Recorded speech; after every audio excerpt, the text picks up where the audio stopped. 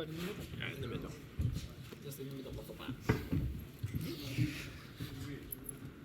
The mic is okay for you? Yes, thank you. Okay, everyone, thanks for joining us. We'll follow the same format as we just did with the manager. Take questions in English and Portuguese. Who would like to get us underway, Nizar?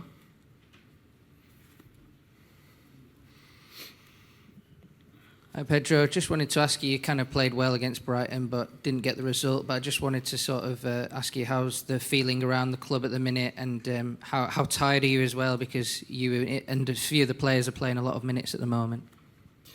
The first question, I think the environment of the club, it's really positive. I think it's in the eyes of everyone that a lot of our points lost was because we had our own mistakes. In the last game, you could see that we were controlling most of the game, and not blaming anyone, but as everyone knows, our own mistakes have been taking point from us.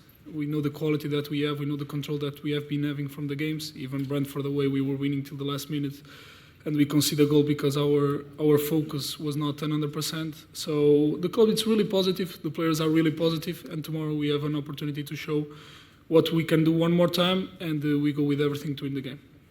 And as me, I'm really fresh. I feel really good. I enjoy to have these kind of games because it means that we don't have to train as much as we do. So it's really good to be playing football at week in, week out in the middle of the week. So I really just want to enjoy football.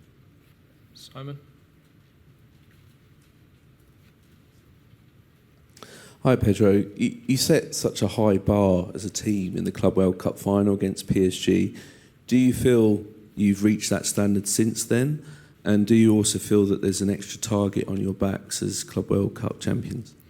Thank you for the question. It's a really good question. To be honest, I want to do better. I think we, as a team, we want to do much better as well.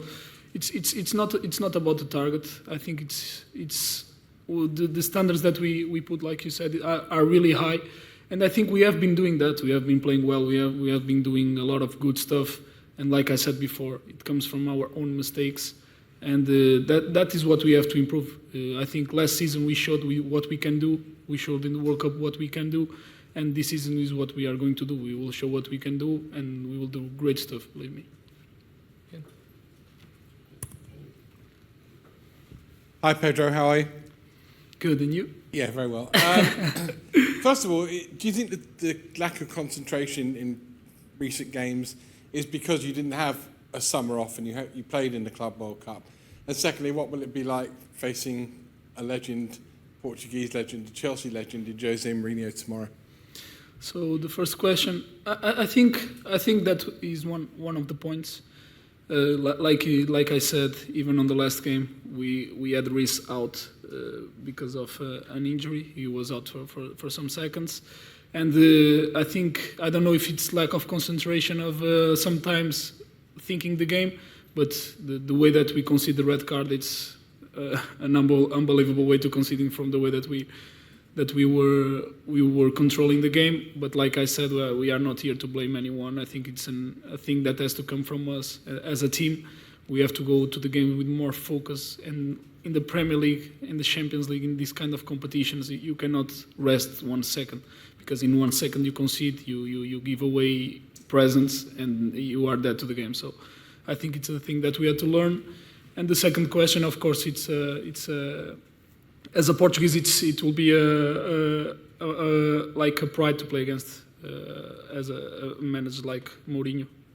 What he represents to the club as well, what he represents to Portuguese people, the opportunity that he gave to Portuguese people to go around the world and play on the best teams, and to the managers to coach the best clubs. We are really looking forward to play against them, and like I said, it's a very good opportunity to us to bounce back as well. Dan? Pedro, just following up on that, as someone who grew up with Mourinho already being a big personality in world football, how big a personality is he back in Portugal, and does he divide opinion, or is everybody in Portugal behind him? No, I think you cannot have a divided opinion on him. What he did for Portugal, what he did in terms of people knowing who he is, for what he won, it's not easy work that he did. So people in Portugal, they respect him a lot, and they know the value that he has. They know this is why Benfica as well hired him for that reason. And as I said, he's one of the biggest names in Portugal with the Ronaldo, Figo, Eusébio. So he's in the top of the list, and Portuguese people respect him a lot. Jacob? Hi, Pedro. The manager just said that he accepts that he needs to do better when the team is down to 10 men and some of the decisions that he made. Well, can I just ask, were you surprised to be taken off after the red card against Manchester United? No, it's his decision. If you ask me if I liked it, I never like to go off the pitch. I always want to be there. So it's his decisions. He knows what is better for the team, and we accept what he does. It's a similar theme, actually. Sorry, Pedro. I was just going to ask, as Jacob said, the manager was very honest about him wanting to learn to cope with playing with 10 men more. Would you like the team to remain more attacking if you do go down to 10 men? Because it's felt in the last 2 games that maybe the red card has prompted negativity. I will be honest with you. I think even with 10 men, of course, you always like to attack. You always want to keep the positive mind. We have a good example, as in my mind, I have the game, for example, with Newcastle and Liverpool, that Newcastle scored 1 goal against Liverpool and they won 1 man down. But in my mind, what I think as well is that if we are Chelsea and we are 1 man down, we cannot concede so easily 3 goals at home with our fans. And we have to do much better as a team, despite the options that the managers takes. If takes off a winger, if takes off a centre back, doesn't matter. But as a 10 man in the pitch, we are all behind the line, so it has to be much difficult for the other teams to score goals against us. Davide? Hi, Pedro. Asking about Maresca. He came with a clear idea in mind of how he wants you guys to play. How long did it take for you guys to absorb what he wanted, and how much did you grow into this model he has in mind? So it take a while to as normal to every team when you have a new manager to how do you say, to have to be solid on the performance and the ideas of the manager has. But I think as we showed last year that we brought a lot of his ideas, we were into it and we were really fast because, as you know, last year we were second for a long time, and then of course we had a bad moment like everyone does.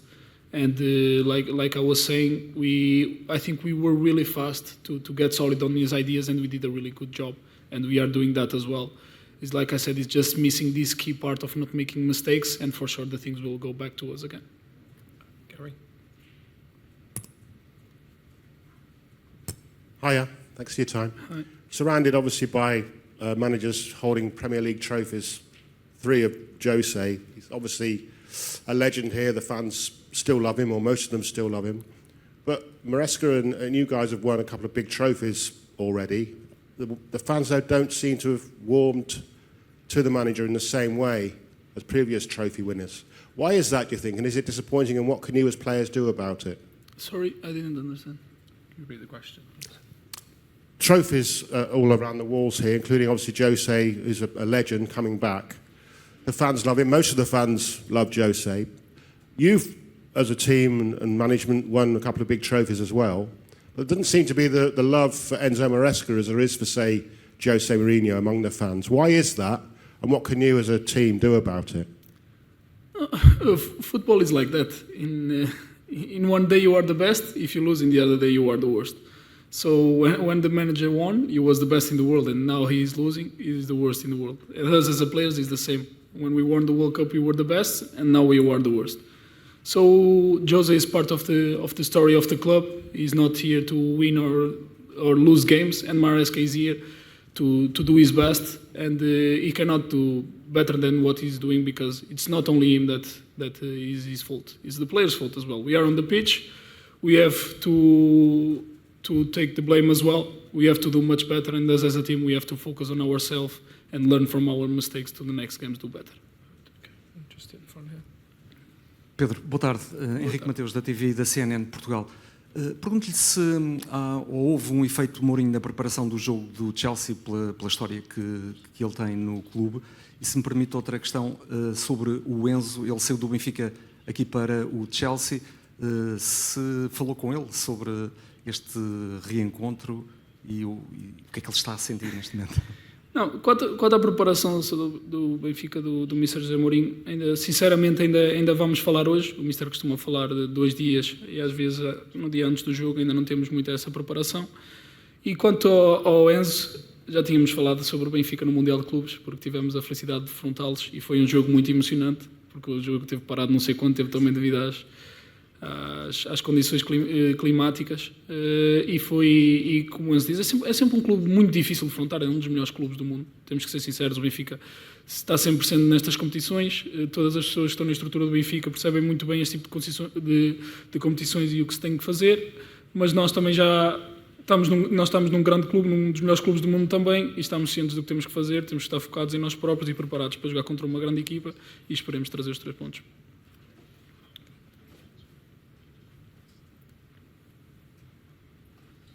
Olá Pedro, boa tarde. Luís Rocha Rodrigues do 00. Primeiro gostava de lhe perguntar se 2025 está a ser o ano da sua vida do ponto de vista futebolístico, afirmação na seleção com título, afirmação no Chelsea com título. E depois gostava de recuar aqui uns anos. Houve uma altura, salvo erro, antes do Wolverhampton, que se falou da hipótese de poder representar o Benfica. E eu gostava de lhe perguntar se amanhã não estaria mais feliz do outro lado do que do lado onde vai estar. Quanto à primeira pergunta, como é óbvio, foi um ano espetacular. Foi um ano em que felizmente também me consegui afastar um bocado das lesões, um ano em que consegui ter muita consistência a nível de tempo de jogo e sem dúvida a nível coletivo e a nível individual foi um ano muito bom. Espero que hajam anos muito melhores. E quanto à segunda pergunta, acho que essa história é pública. Havia a possibilidade ter ido para o Benfica antes de ir para o Wolverhampton, mas as coisas no futebol mudam muito rápido. Felizmente as coisas correram muito bem, foi uma grande opção e não, estou muito contente do lado que vou representar. Acho que as coisas têm vindo a correr muito bem, estou muito feliz por levar este símbolo ao peito e vou continuar a honrá-lo com todo o orgulho e com toda a força que tenho. Time for a few more, but we'll start with that one. Pedro, tudo bem? Você ainda é muito jovem, mas você já foi um garoto que saiu de Portugal, primeiro para a Itália, depois para a Inglaterra. Eu imagino que tem uma empatia com essa chegada do Estevão, tão jovem por aqui. E eu queria te perguntar como que você está vendo esse início dele, já bastante minutagem, e como que um dos representantes da pequena, porém feliz comunidade lusófona desse elenco está ajudando o Estevão na comunicação, no inglês e nessa adaptação aqui no Chelsea. Não, o Estevão é um miúdo que, felizmente, gosta muito de aprender, é um miúdo com muita garra, é um miúdo que nota-se que quer trabalhar muito, é um miúdo com muita qualidade e sem dúvida, esperemos que possa dar muito à equipa, porque sabemos a qualidade que ele tem e a única coisa que ele tem que fazer é continuar a ser ele mesmo, um miúdo que veio do Brasil, com a alegria de jogar. É isso que nós no clube, como colegas de equipas, tentamos fazer por ele, ajudá-lo. No inglês é um bocado difícil, então ainda temos que fazer muita tradução, mas acima de tudo estamos focados em dar-lhe um ambiente para que ele nos consiga ajudar a levar o clube onde nós queremos levar. Okay, we've got time for 2 more. First one there. Pedro, boa tarde. Bruno Valério para a RTP. 2 questões. A primeira relacionada com o seu percurso aqui. Se um dia, e por os elogios que já fez ao José Mourinho, um dia gostava de ser treinado pelo José Mourinho, se tem esse objetivo de carreira, seja em que situação for, noutro clube, na seleção nacional. E depois, relativamente a esta partida, por comparação com a do Campeonato do Mundo de Clubes, se acha que vai ser um jogo completamente diferente. O Benfica tem uma equipa renovada, muita gente saiu, muita gente entrou, e também tem um técnico novo, ou se encontra aqui algumas semelhanças, até porque José Mourinho não está assim há tanto tempo na equipa. Quanto à primeira pergunta, devido à história do Mister e devido às aprendizagens e devido à experiência que ele tem no futebol, como é haver, é sempre um privilégio ser treinado por ele. Quem não gostaria de ser treinado por um dos melhores treinadores de sempre? Neste momento, como é óbvio, estou focado no meu trabalho aqui e somente aqui. E quanto à segunda pergunta, que era sobre o... E quanto à segunda pergunta, acho é isso que está a dizer. Acho que em termos táticos, como é óbvio, o Mr. Mourinho já, de certeza que já meteu as suas ideias ao trabalho.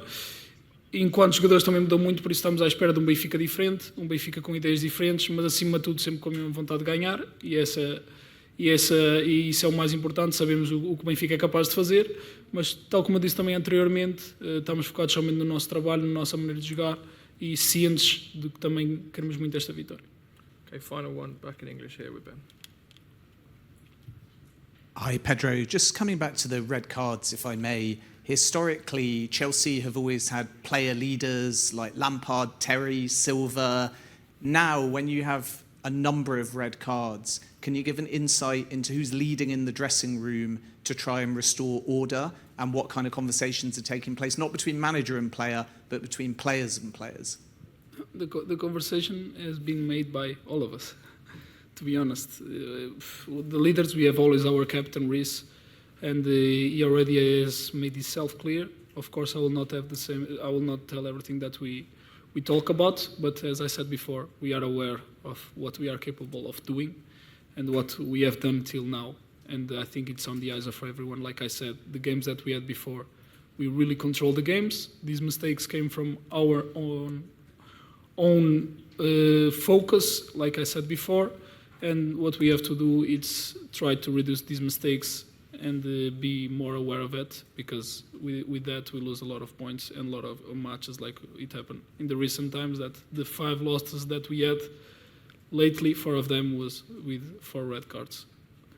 Thank you, guys. Cheers. Thank you very much, guys.